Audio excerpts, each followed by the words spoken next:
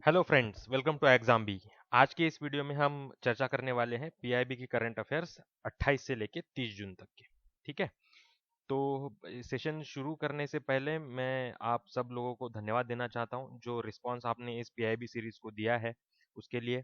तो आगे भी ऐसा ही रिस्पांस दीजिए, ये रिक्वेस्ट है आपसे।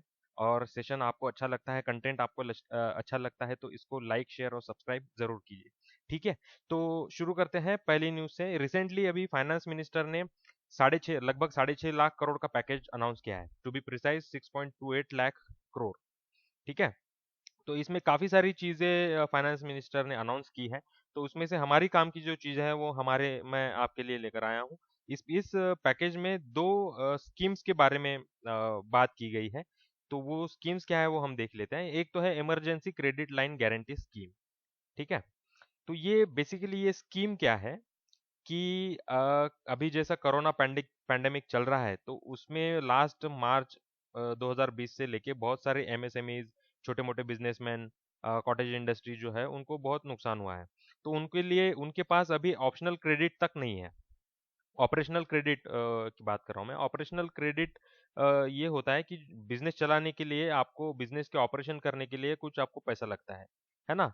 मान लो आपको रॉ मटेरियल खरीदना है, या फिर लेबर का पेमेंट देना है ना, इलेक्ट्रिसिटी बिल्स है। तो ये सब चीज़ें ऑपरेशनल कॉस्ट में आती हैं। तो ऑपरेशनल कॉस्ट ही आपके पास नहीं है। आपके पास अगर रॉ मटेरियल खरीदने के लिए पैसा नहीं है तो बिजनेस कैसे चलेगा ना, है ना। तो बिजनेस रुक गया है तो उसको एक धक्का देना पड़ेगा। जब थोड़ा सा धक्का देंगे, आपको पैसा देंगे रॉ मटेरियल के लिए, लेबर का पैसा देने के लिए, तो आपका बिजनेस फिर से शायद चल पड़े, है ना। और फिर उससे इकोनॉमिक ग्रोथ भी होगी, थोड़े जॉब भी क्रिएट होंगे, लोगों के पास पैसा आएगा तो वो बाकी सारी चीज़ें भी खरीदेंगे। थोड़ा पैसा आएगा तो आप फूड आर्टिकल्स खरीदेंगे, कुछ मूवी वगैरह देखेंगे, कुछ छोटे मोटे कपड़े चाहिए वो खरीदेंगे। तो इससे क्या होता है, इकोनॉमी ग्रो होगी, है ना। जो अभी इकोनॉमिक साइकिल जो स्टैंड स्टिल हो गई है, या फिर स्टैंड स्टिल तो नहीं बोल सकते, लेकिन स्लो हो गई है, वो थोड़ा फास्ट हो सकती है। ठीक है। तो उसके लिए ये emergency credit line guarantee scheme लाई गई है। तो इसमें गवर्नमेंट को क्या करना चाहती है कि जो भी एनबीएफसीज और banks, financial institutions, small and medium industries को, बिजनेस एंटरप्राइजेस को लोन नहीं देना चाह रही है ना। क्योंकि पैंडेमिक है, और पैंडेमिक में ये यहाँ पे देखिए, पैंडेमिक में क्या होता है कि लोगों की, बिजनेसेस की लोन रिपेइंग कैपेसिटी वो जो कम हो गई है। लोगों के पास पैसा ही नहीं आ रहा है, पैसा मूव नहीं हो रहा है, इकोनॉमी मूव नहीं हो रही है, तो आप ईएमआई कैसे पे करेंगे। तो उससे अच्छा बैंक्स क्या कर रही है, आरबीआई के पास अंडर लिक्विडिटी एडजस्टमेंट फैसिलिटी उनका जो पैसा है आरबीआई के पास पार्क कर रही है, या फिर गवर्नमेंट सिक्योरिटी में पार्क कर रही है, सो दैट उसका, उनका बैंकों का पैसा जो है वो सिक्योर रहे, है ना। तो गवर्नमेंट ने फिर इंटरवीन किया है, और गवर्नमेंट बोल रहा है कि अगर बिजनेस मन ने या फिर एमएसएमई ने पैसा वापस नहीं किया तो गवर्नमेंट वापस करेगा। ठीक है। 100% गारंटी ले रही है गवर्नमेंट।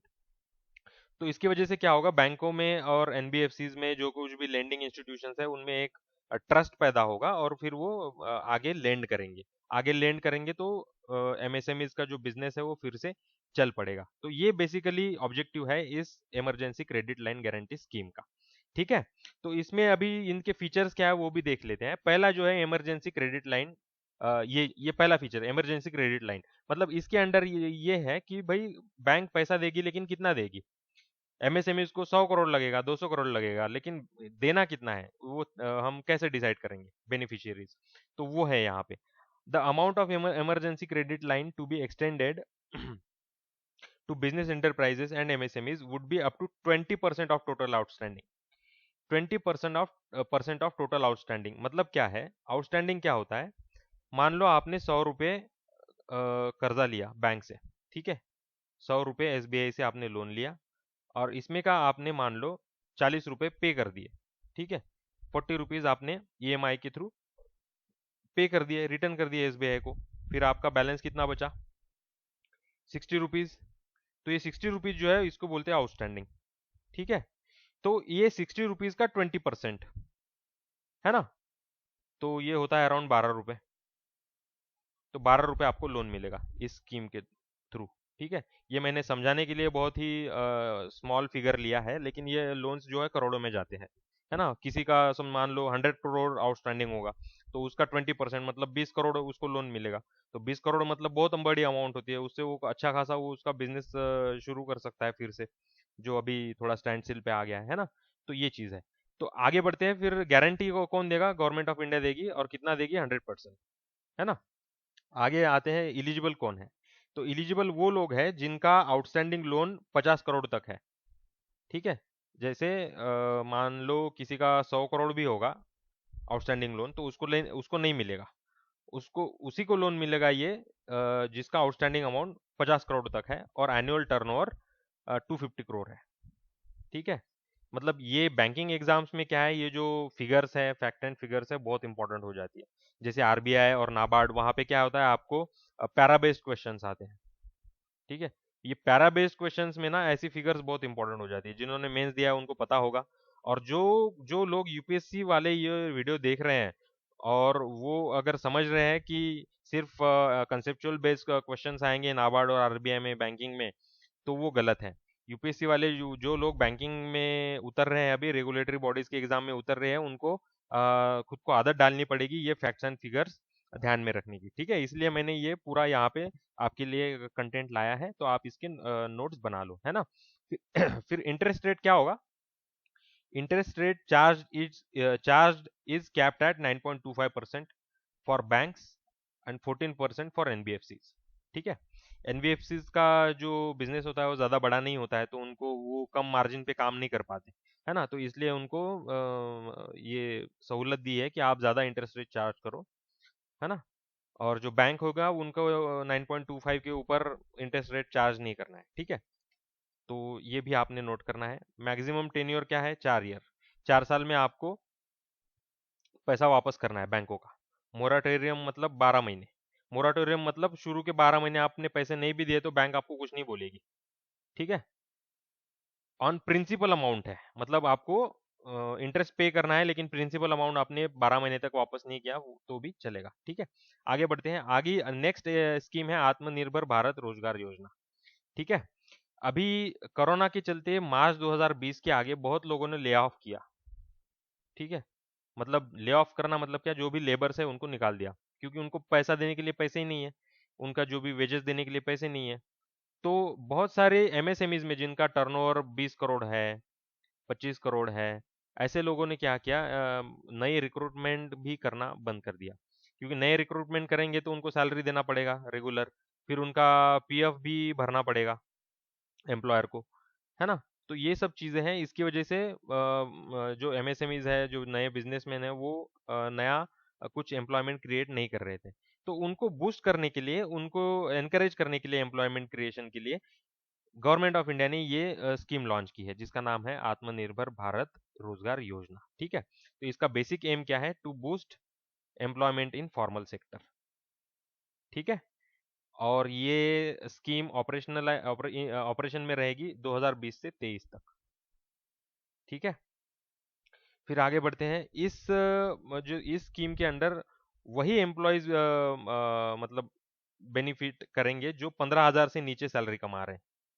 ठीक है। मतलब जो भी नए एम्प्लॉयमेंट कंपनी क्रिएट करेगी, उनका सैलरी अगर 15,000 से नीचे है, तो उनको इस स्कीम के जरिए जो कुछ भी बेनिफिट्स है वो मिलेंगे। अगर 15,000 के ऊपर है, किसी का सैलरी 17,000 है, 18,000 है, 20,000 है, तो उस एम्प्लॉयमेंट क्रिएशन में ये जो स्कीम है वो लागू नहीं होती है। ठीक है। तो अभी आते हैं कि इसमें एलिजिबिलिटी क्राइटेरिया क्या है और बेनिफिट्स क्या है। एलिजिबिलिटी क्राइटेरिया ये है कि अगर 50 एम्प्लॉयज से नीचे वाला ऑर्गेनाइजेशन है, किसी ऑर्गेनाइजेशन में 50 से कम लोग काम कर रहे हैं, तो उनको कम से कम 2 एम्प्लॉय रखने हैं नए, मतलब एम्प्लॉयमेंट नए 2 क्रिएट करने हैं। ठीक है। उसके बाद अगर 50 एम्प्लॉय से ज़्यादा वाला अगर ऑर्गेनाइजेशन है, बड़ा ऑर्गेनाइजेशन है, तो उनको कम से कम 5 एम्प्लॉयमेंट क्रिएट करने हैं, मतलब 5 नए लोगों को एम्प्लॉयमेंट देना है। और ये पूरा स्कीम जो है ईपीएफओ हैंडल कर रहा है। ठीक है।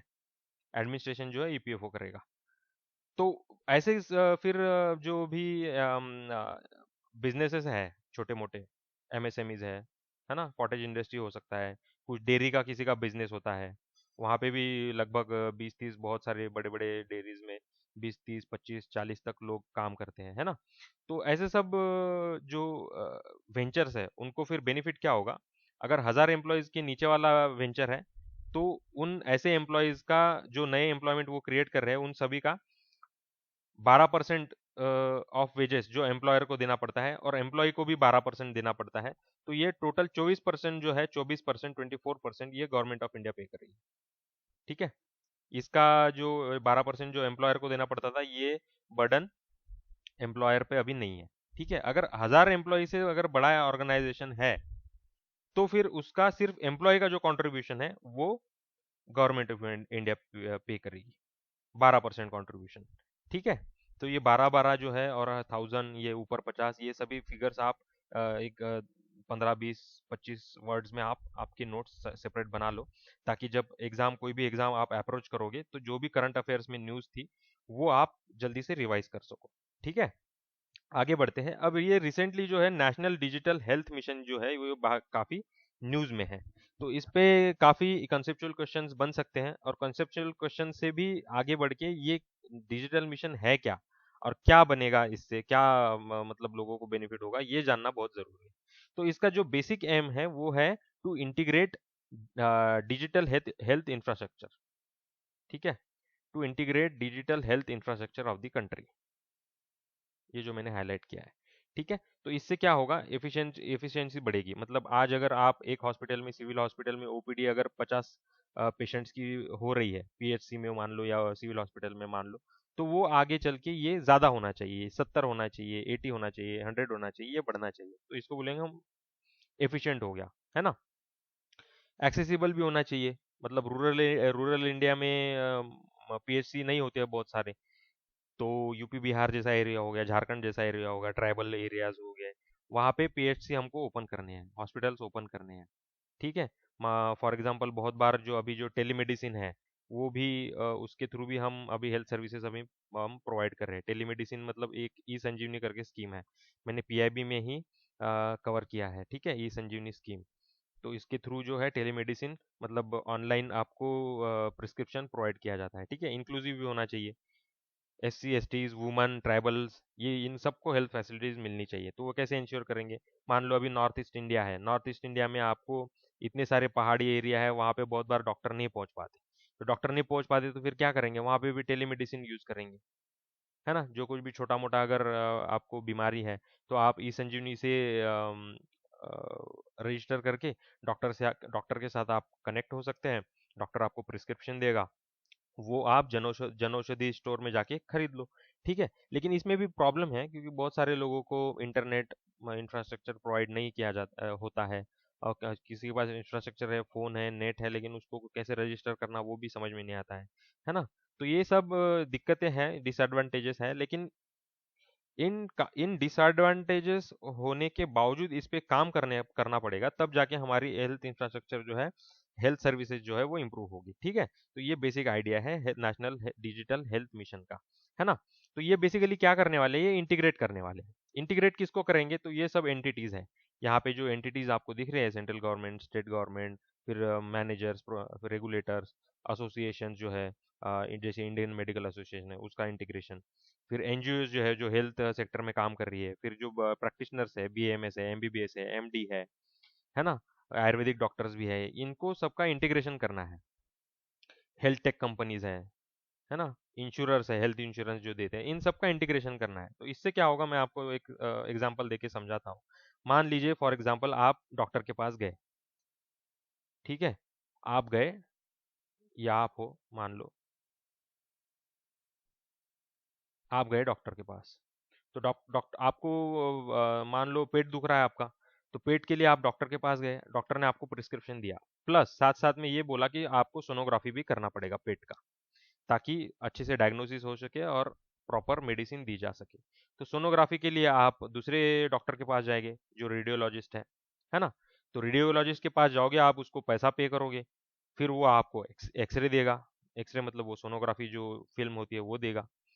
फिर ये एक्सरे जो है आप मतलब तुरंत नहीं मिलता है आपको, 2-4 घंटे लगेंगे, मतलब 1 घंटा भी कभी कभी लग सकता है। तो फिर ये एक्सरे लेके आपको फिर से इस डॉक्टर के पास जाना पड़ेगा, पहले वाले के पास। तो इसमें आपका टाइम वेस्ट होगा, पेट्रोल वेस्ट होगा, है ना।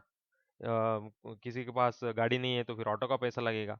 तो अभी डिजिटल हेल्थ इंफ्रास्ट्रक्चर से क्या होगा, ये जो डॉक्टर है, ये सेकंड डॉक्टर रेडियोलॉजिस्ट, आपका रिपोर्ट जो है वो डायरेक्ट इनको भेज देगा, ये डॉक्टर को।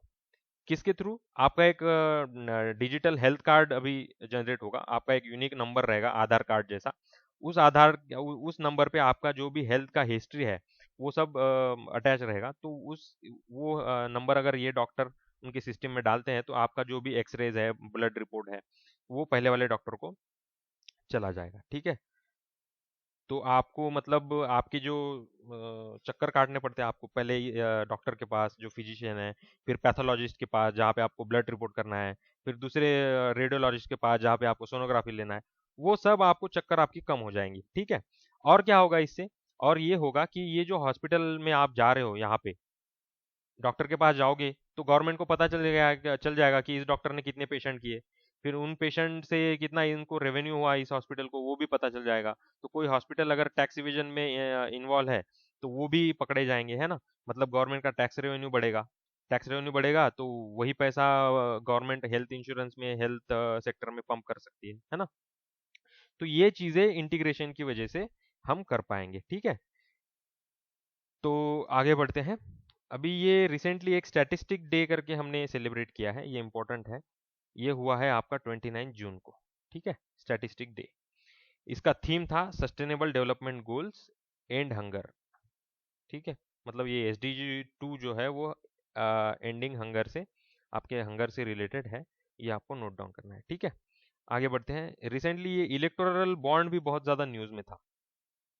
इलेक्टोरल बॉन्ड जो है ये मनी रेजिंग, मतलब फंड रेजिंग इंस्ट्रूमेंट है पॉलिटिकल पार्टीज का। मतलब आपको अगर कुछ डोनेट करना है पॉलिटिकल पार्टी को, तो आप मतलब कुछ एक रसीद फाड़ दी और पार्टी को पैसा दे दिया, ऐसा नहीं होगा। फिर उसकी वजह से क्या होता था, लोग बहुत सारा ब्लैक मनी जो है वो पॉलिटिकल पार्टीज को दे देते थे और वो उसका वाइट हो जाता था। तो ये जो ब्लैक मनी है ये हमको रोकना है, और टैक्स इवेजन भी हमको रोकना है ना। तो उसके लिए हमने ये इलेक्टोरल बॉन्ड 2017 में अरुण जेटली जी के अगुवाई में ये हमने इंट्रोड्यूस किया था। ठीक है, 2017 में।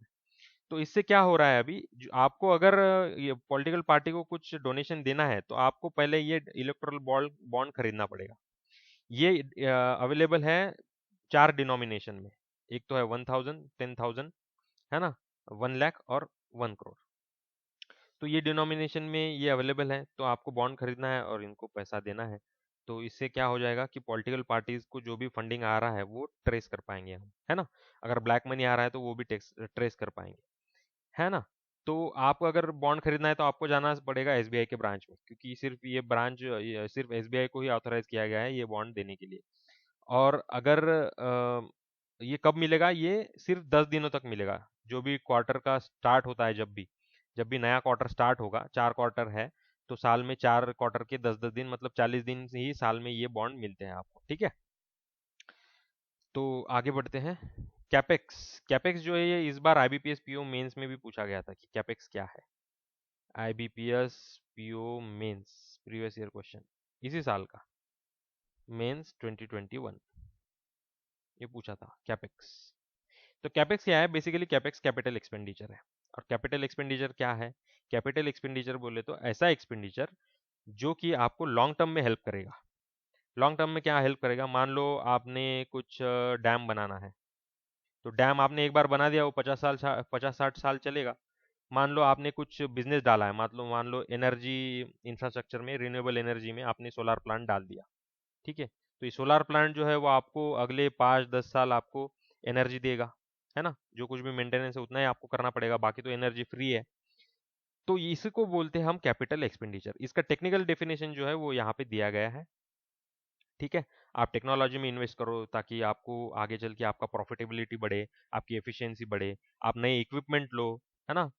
कोई कंपनी अगर मान लो फूड प्रोसेसिंग में है तो कोई आप ग्राइंडर ले रहे हो, टेक्सटाइल इंडस्ट्री में आप कोई मिल खड़ी कर रहे हो। तो ये जो ऐसा जो एक्सपेंडिचर है उसको हम कैपिटल एक्सपेंडिचर बोल रहे हैं। ठीक है। अभी रिसेंटली ये मुकेश अंबानी जी ने जो 75,000 करोड़ का जो प्लान अभी डिस्कस किया उनकी AGM में, एनुअल जनरल मीटिंग में, तो ये इंपॉर्टेंट कैपिटल एक्सपेंडिचर है। ये किस में इन्वेस्ट कर रहे हैं? क्लीन एनर्जी में। ठीक है, क्लीन एनर्जी बिजनेस में ये इन्वेस्ट करेंगे अगले 3 सालों के लिए 75,000 करोड़। तो इसको हम कैपिटल एक्सपेंडिचर बोल सकते हैं, ये लाइव एग्जाम्पल है कैपिटल एक्सपेंडिचर का।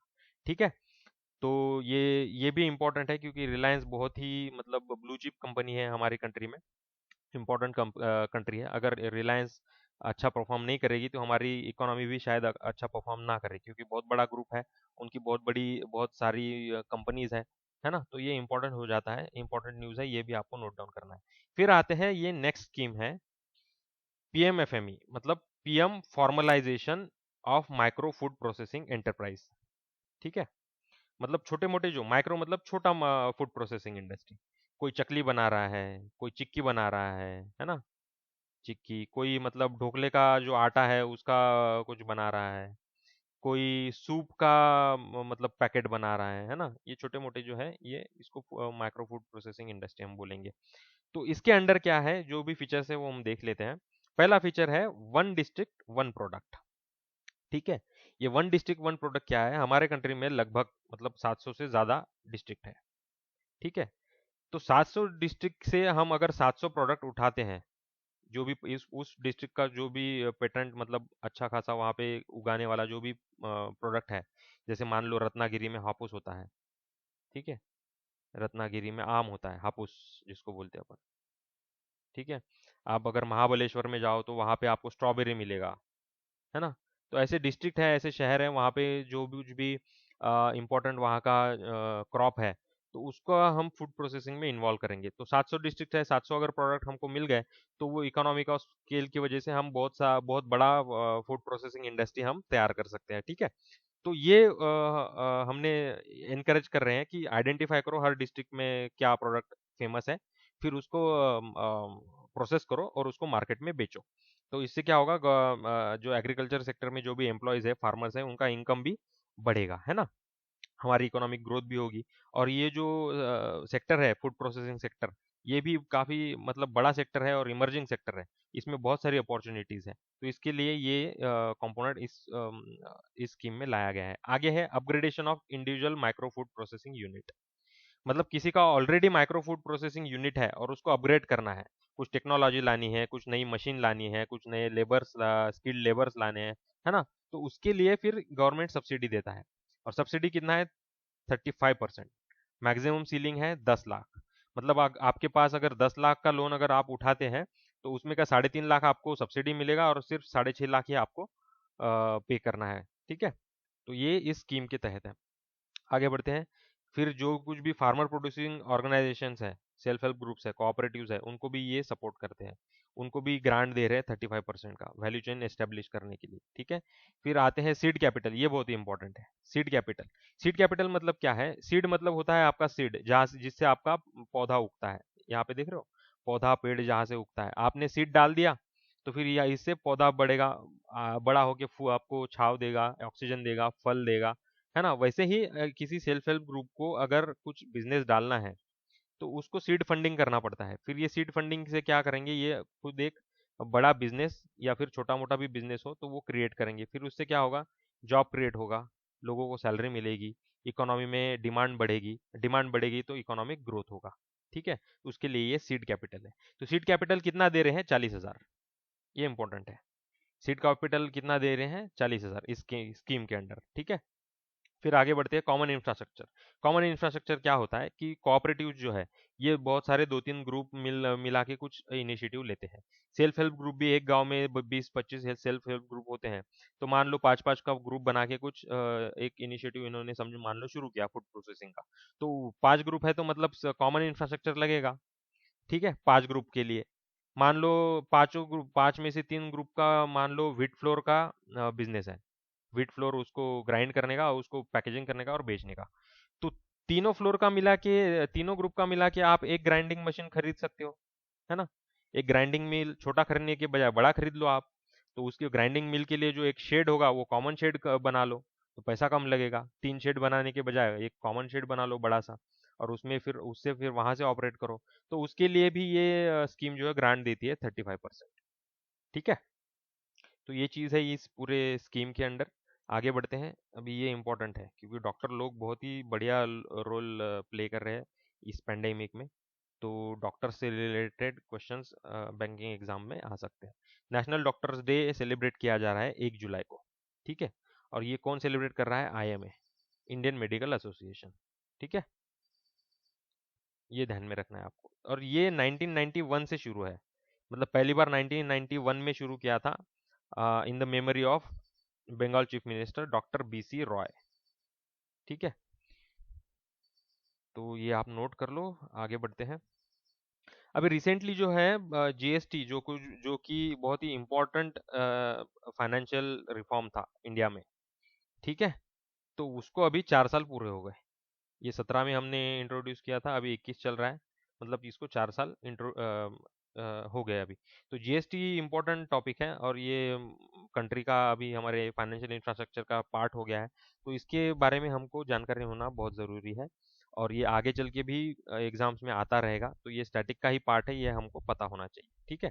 तो ये मैंने पहले भी पीआईबी के ही वीडियोस में डिस्कस किया हुआ है, एक बार फिर से मैं आपको रिवाइज करा देता हूँ।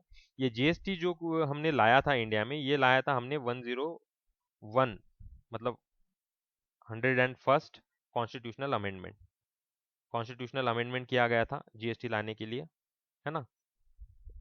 और ये जो आर्टिकल है 279 ए, ये अमेंड हुआ था। ये ए मतलब ये अमेंडेड है ना। बी सी भी डाल सकते हैं, क्योंकि अगर ज़्यादा प्रोविजंस हो तो, है ना। तो ये 279 ए के तहत ये जीएसटी हमने लाया गया है। और यहाँ पे इस स्लाइड में बात चल रही है जीएसटी काउंसिल की।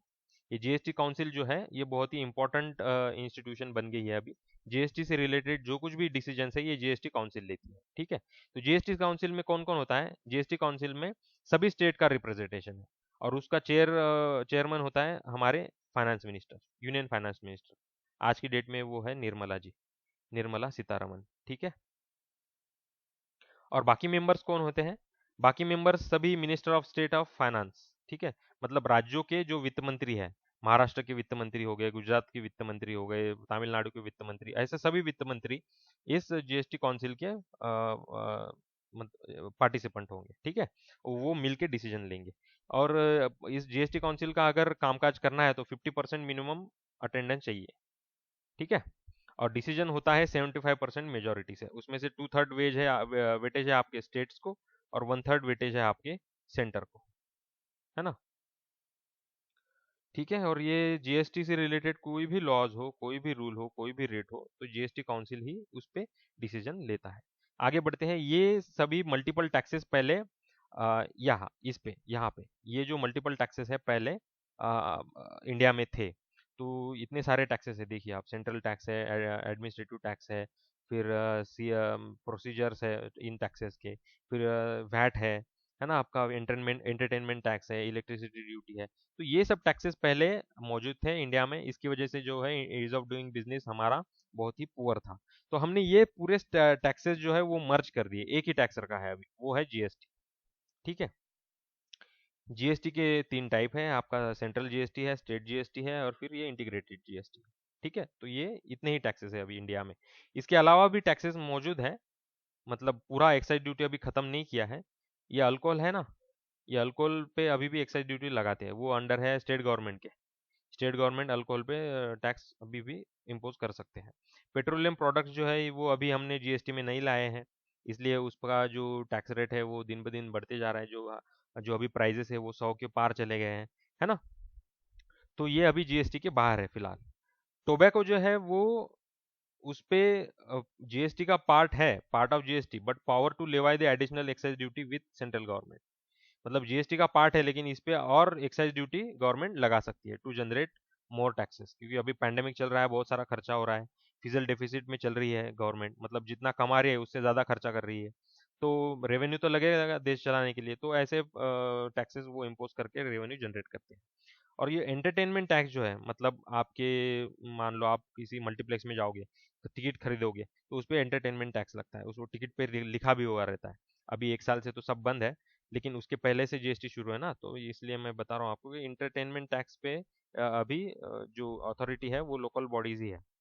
लोकल बॉडीज को अगर लगता है कि एंटरटेनमेंट टैक्स बढ़ाना चाहे तो वो बढ़ा रहा है, ठीक है। तो ये सब चीज़ें, ये सब टैक्सेस अदर देन जीएसटी अभी भी मौजूद है हमारी कंट्रीज में, ठीक है। तो ये आप नोट कर लो।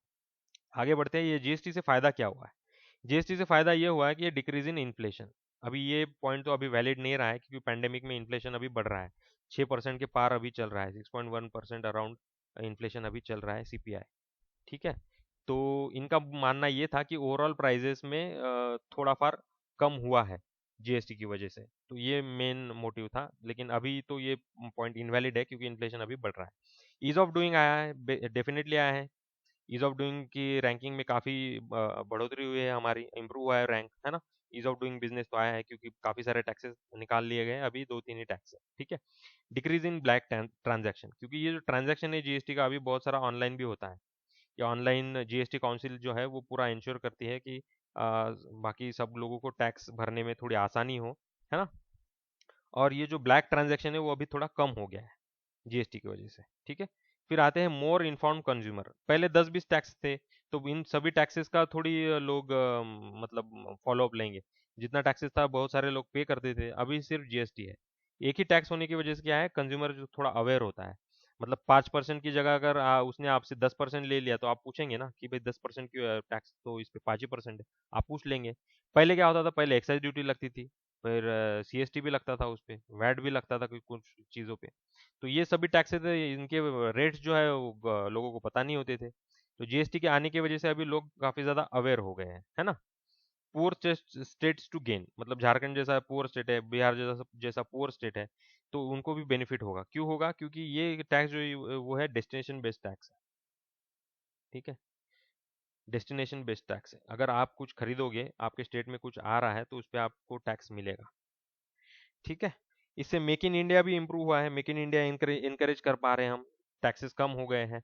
तो हम बाहर से जो कंपनीज आ रही है उनको हम इनकरेज कर रहे हैं कि आप इंडिया में बनाओ, है ना। चाइना से अच्छा है आप इंडिया में बनाओ, यहाँ पे कॉस्ट कम है। तो ये सब चीज़ें हैं।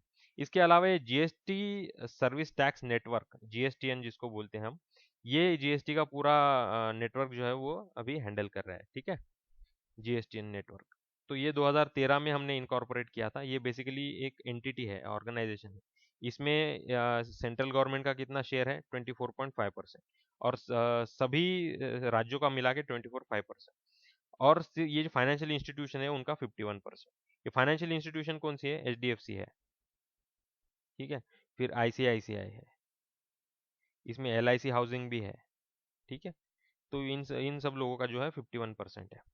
ठीक है, तो ये क्या काम देखते हैं, फंक्शंस क्या है इनके, submit registration application, then file returns, make tax payment, तो ये सब काम ये लोग कर रहे हैं।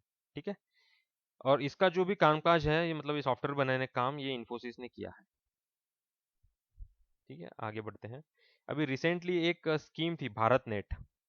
ये भारत नेट जो है ये स्कीम बहुत ही इंपॉर्टेंट है, रूरल डेवलपमेंट से रिलेटेड है।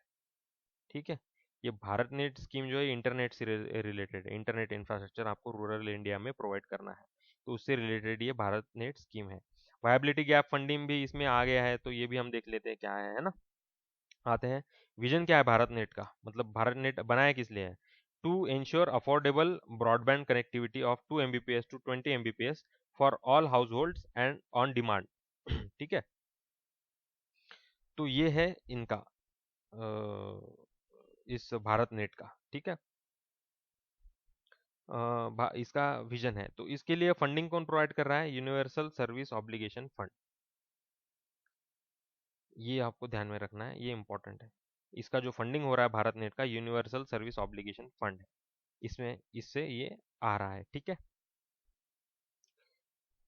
आगे बढ़ते हैं। फिर वायबिलिटी गैप फंडिंग क्या है। वायबिलिटी गैप फंडिंग जो है ये यहाँ पे दिखा रहा है ना आपको, 19,000 करोड़ वायबिलिटी गैप फंडिंग दे रहे हैं भारत नेट को। तो बेसिकली क्या होता है, आपको अगर मान लो ऑप्टिकल फाइबर केबल डालना है, ठीक है, यही एग्जांपल लेते हैं भारत नेट का, जो ब्रॉडबैंड कनेक्टिविटी का इंफ्रास्ट्रक्चर क्रिएट कर रहे हैं। तो ऑप्टिकल फाइबर नेटवर्क आपको डालना है शहरों में और गाँव में। ठीक है, तो उसका जो उसके लिए पैसा लगेगा, ऑप्टिकल फाइबर का केबल जो है खरीदनी पड़ेगी। फिर आपको कॉन्ट्रैक्टर को गड्ढे करने के लिए पैसे देने पड़ेंगे, है ना। गड्ढे करेंगे आप, फिर गड्ढों में, या फिर आप पोल पे भी, अभी आई जियो जो है वो पोल पे भी बिछा रहा है ऑप्टिकल फाइबर, है ना। पोल आपको खरीदने पड़ेंगे, फिर उसको भी आपको इरेक्ट करना पड़ेगा, इरेक्शन होता है पोल्स का। फिर इससे इस सब चीज़ों में पैसा लगता है। ठीक है, मान लो एक प्रोजेक्ट है, उस ये जो ऑप्टिकल फाइबर लेइंग का प्रोजेक्ट है उसको आपको 100 रुपया लग रहा है, ठीक है। तो जब इसका रेवेन्यू जनरेट होगा, मतलब जो लोग इंटरनेट कनेक्शन लेंगे और उसका बिल भरेंगे, तो वो बिल आपको परवड़ नहीं रहा है, वो बिल तो सिर्फ 40 रुपये जनरेट हो रहा है। तो लग गए आपके 100 रुपये, लेकिन जनरेट हो रहा है 40 रुपये। तो आपको ये वायबल नहीं लग रहा है ये प्रोजेक्ट, है ना। तो जब आपको लगेगा प्राइवेट प्लेयर को ये प्रोजेक्ट वायबल नहीं है, तो फिर गवर्नमेंट क्या करेगी, उसको वायबिलिटी गैप फंडिंग देगी। ये जो बचा खुचा जो पैसा लग रहा है 60 रुपया, है ना, ये गवर्नमेंट देगी। तो उससे क्या होगा कि वो जो प्रोजेक्ट है वो वायबल हो जाएगा। वायबल होने की वजह से वो प्राइवेट प्लेयर उसको प्रोजेक्ट को एग्जीक्यूट कर पाएगा। एग्जीक्यूट करने के बाद में ये जो कैपिटल एक्सपेंडिचर ही है, ये केबल लेइंग, फिर वो जो इंफ्रास्ट्रक्चर अवेलेबल जो किया जा रहा है, वो बहुत काम में आएगा। रूरल इंडिया में या फिर आपको अर्बन इंडिया में भी आपको कोई स्कीम पहुंचानी है, आपको कोई इंफॉर्मेशन पहुंचानी है ना, अवेयरनेस क्रिएट होगा, सोशल मीडिया लोग यूज करेंगे, तो गवर्नमेंट के बारे में, गवर्नमेंट स्कीम के बारे में अवेयरनेस क्रिएट होगा, है ना। चीज़ें, सर्विस डिलीवरी फास्ट होगी, तो ये सब चीज़ें होंगी। तो इसीलिए ये वायबिलिटी गैप फंडिंग पिक्चर में आया है, और ये इम्पोर्टेंट फाइनेंशियल टूल है। तो ये आपको नोट डाउन करना है कंसेप्ट। आई होप आपकी समझ में आ गई होगी, है ना। आप रिपीट भी इसको देख सकते हैं। ठीक है, आगे बढ़ते हैं। अभी ये इंडेक्स ऑफ 8 कोर इंडस्ट्रीज, ये ministry of commerce and industry का मैंने यहाँ पे स्क्रीनशॉट लिया है, लेकिन ये जो आईआईपी जो है ये सीएसओ रिलीज करता है, ठीक है। सीएसओ रिलीज करता है, और ये ministry of statistic and programme implementation के अंडर आता है। स्टैटिस्टिक एंड प्रोग्राम इम्प्लीमेंटेशन, है ना। तो ये 8 कोर इंडस्ट्रीज कौन सी है? पहली तो है coal, crude oil, natural gas, refinery products, fertiliser है, स्टील है, सीमेंट है, इलेक्ट्रिसिटी है। और इसको कोर इंडस्ट्री हम क्यों बोलेंगे? इसको कोर इंडस्ट्री इसलिए बोला जाता है क्योंकि ये फंडामेंटल इंडस्ट्रीज है। अगर इसमें अगर बढ़ोतरी हो गई तो आपकी बाकी इकोनॉमी भी बूम करती है। फॉर एग्जाम्पल, अगर आपका सीमेंट इंडस्ट्री ग्रो कर रहा है, इसका मतलब क्या है, आपकी कंस्ट्रक्शन एक्टिविटीज ज्यादा हो रही है। कंस्ट्रक्शन होगा तो उसमें स्टील भी लगेगा, उसमें सीमेंट लगेगा, उसमें लोग फिर घरों पे पेंट करेंगे, तो पेंट का इंडस्ट्री भी ग्रो करेगा। फिर लेबर जनरेट होगा कंस्ट्रक्शन इंडस्ट्री में, उनको पैसा मिलेगा तो डिमांड जनरेट होगी, है ना। तो ये चीज़ है। इलेक्ट्रिसिटी अगर ग्रो कर रहा है तो इलेक्ट्रिसिटी का मेजर कंज्यूमर जो है वो आपका इंडस्ट्रियल एरिया है। तो इंडस्ट्री का मैन्युफैक्चरिंग अगर बूस्ट होगा तो वो उनको एनर्जी लगेगी, तो इलेक्ट्रिसिटी बढ़ेगा। मतलब अगर इलेक्ट्रिसिटी अगर आपकी बढ़ रही है तो आप ये समझ सकते हैं कि आगे भी आपका इकोनॉमिक ग्रोथ जो है होने वाला है। इसलिए इन सब इंडस्ट्री को कोर इंडस्ट्री बोला जाता है, क्योंकि बाकी सारे इंडस्ट्री, बहुत सारी इंडस्ट्री इन आर्ट इंडस्ट्रीज पे डिपेंड करती है, ठीक है। और इसका जो है आईआईपी में 40.27% इतना वेटेज है, ठीक है। आगे बढ़ते हैं। आईआईपी का डाटा जो है 20 अप्रैल 2021 का, मतलब ये 2 महीने पहले का, ठीक है। ये 2 महीने पहले जो है, जो आईआईपी का जो डाटा जो वो शो कर रहा था कि भाई आउटपुट हाई, मतलब बढ़ा है 134% से, ठीक है। और यही आप अगर अप्रैल 2020 का बात कर लो, अप्रैल 2020 मतलब कोरोना के बाद 23 मार्च को लॉकडाउन लगा, फिर अप्रैल में पूरा सप्लाई चेन डिसरप्ट हो गया, ट्रैवल डिसरप्ट होगी, लोगों के जॉब भी जाने लगे, है ना। तो अप्रैल 2020 में यही आईआईपी जो है 57.31% ग्रोथ दिखा रहा था ईयर ऑन ईयर अप्रैल में। ये आगे चल के और कम हो गया, लेकिन अप्रैल में 57.1 ग्रोथ दिखा रहा था, लेकिन इस साल वो कितना दिखा रहा है, 134.44। तो इसका मतलब क्या है कि आईआईपी अगर ग्रो कर रहा है तो आपकी इकोनॉमी भी ग्रो करती है। ये इससे एक आप टेक अवे ले सकते हैं, ठीक है। तो आपको अगर आप खुद होके अगर कल चल के आपको इकोनॉमी का स्टेटस जो एनालाइज करना है, तो आप ऐसे पैरामीटर यूज कर सकते हैं। आप आईआईपी यूज करो, ठीक है। आप प्रोड्यूसर मैनेजर इंडेक्स यूज करो, पीएमआई जिसको बोलते हैं हम, है ना। ये भी मैंने लास्ट वीक लिया था, पीआईबी का ही पार्ट है। तो ये सब चीज़ें आपको पता होनी चाहिए, है ना। आगे बढ़ते हैं। ये एक इम्पोर्टेंट एमसीक्यू मुझे लगा, एमसीक्यू फॉर्म में आपके लिए ले आया हूँ। ये भुवन करके एक पोर्टल गवर्नमेंट ऑफ इंडिया ने लॉन्च किया है। ये नेशनल रिमोट सेंसिंग पोर्टल है। तो ये किसने लॉन्च किया है ये आपको बताना है, ये आपको कमेंट सेक्शन में लिखना है, ठीक है। तो ये जो कमेंट कंटेंट मैं आपके लिए ला रहा हूँ, अगर ये आपको पसंद आ रहा है तो लाइक शेयर सब्सक्राइब जरूर कीजिए। व्यूज आजकल कम हो रहे हैं, अगर व्यूज कम हो गए तो शायद हम सीरीज को ना चला पाए, है ना। तो आपको इस सीरीज को ज़्यादा से ज़्यादा शेयर करना है। कमेंट भी कर, आपको जो कंटेंट अगर अच्छा लग रहा है तो आप इस पे भी कमेंट करो। बुरा लग रहा है तो आप वो भी बता सकते हैं, हम उसमें भी मॉडिफाई करेंगे, ठीक है। तो इस एमसीक्यू का आंसर आपको कमेंट सेक्शन में देना है। फिर ये जो आंसर है, ये जो क्वेश्चन है, ये लास्ट वीक का है, लास्ट वीडियो में हमने डिस्कस किया था। सी बर्ड प्रोजेक्ट कौन से पोर्ट को डेवलप करने वाला है, तो करवार प्रोजेक्ट है कर्नाटका में, उसको डेवलप करेगी, ठीक है। नवल स्टेशन है, ये पोर्ट नहीं है, Naval station, Naval base India का, ठीक है। फिर एक मॉस्को कॉन्फ्रेंस हुई थी, वो मिलिट्री एजेंसीज का जो रोल है फॉर फाइटिंग अगेंस्ट कोविड उसको शो करता है, ठीक है। तो ये आंसर्स हो गए हैं। तो यहाँ पे हमने पीआईबी का 28 से लेके 30 जून तक का जो भी कंटेंट है वो हमने डिस्कस कर लिया है, ये आप नोट डाउन कर लो।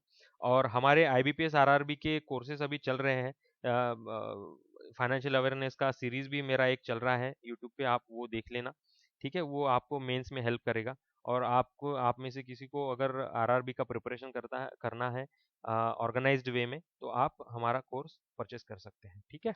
एग्रीकल्चर का भी हमारा जो कोर्स है वो काफ़ी कॉम्प्रहेंसिव है। एग्रीकल्चर ऑफिसर के लिए आप अप्लाई किए हो तो आप एग्रीकल्चरल ऑफिस मतलब हमारा एग्रीकल्चर का आरआरबी का कोर्स आप परचेस कर सकते हैं, ठीक है। तो मिलेंगे हम नेक्स्ट वीडियो में, तब तक के लिए सेफ रहिए, स्वस्थ रहिए।